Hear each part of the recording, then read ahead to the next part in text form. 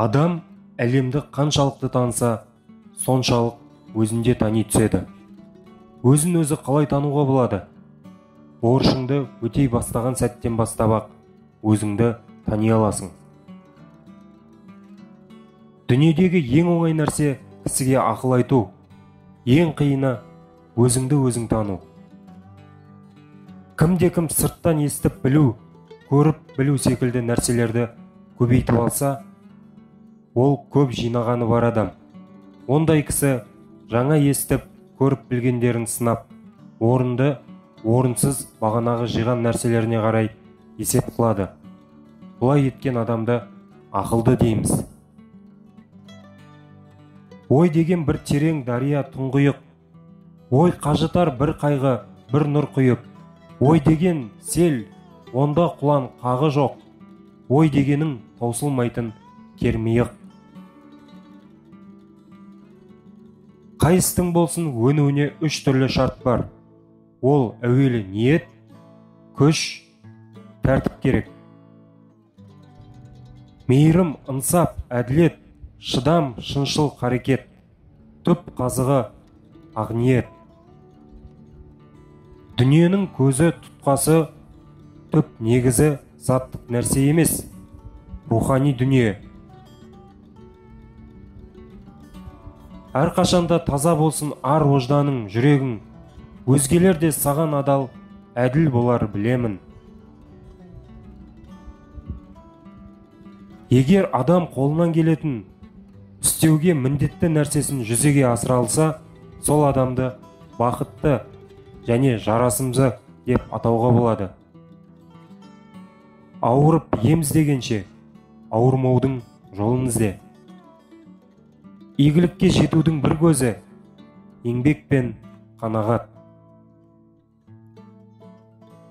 Бар екен деп аспа, жоқ екен деп саспа.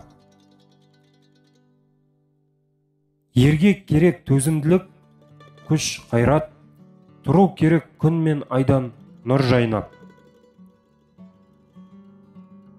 Әділдікті мойындау адал кісінің ісі. Өтірікші бірінші өзін алдайды. Жастық шағың жарқын жаздың бейнесі, құтты жаздың ала алсаң жоқ бермесі. Жастық арман бұл сенім, бұл ерлікке құштарлық. Адам өміріндегі ең тамаша нәрсе оның басқа адамдармен қарым-қатынасы.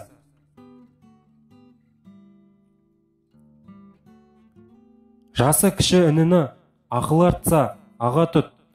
Жасы үлкен ағаны жақсы сыйлап, жаға тұт.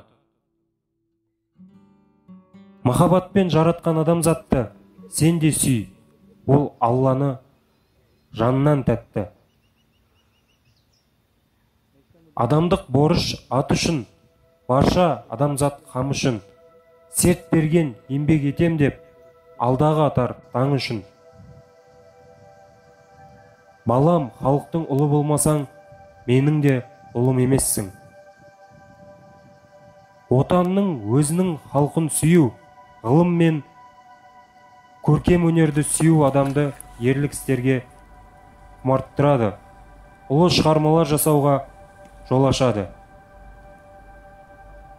Уақыттың бөз өткені, өмірдің бос кеткені. Уақыт керуеніне бөгет жоқ. Егер дұрыс пайдаланар болса, уақыт қашанда жеткілікті.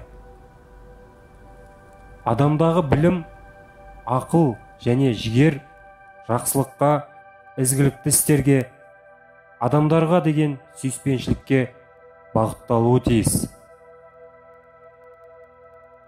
Назар қойып тыңдағандарыңызға рахмет.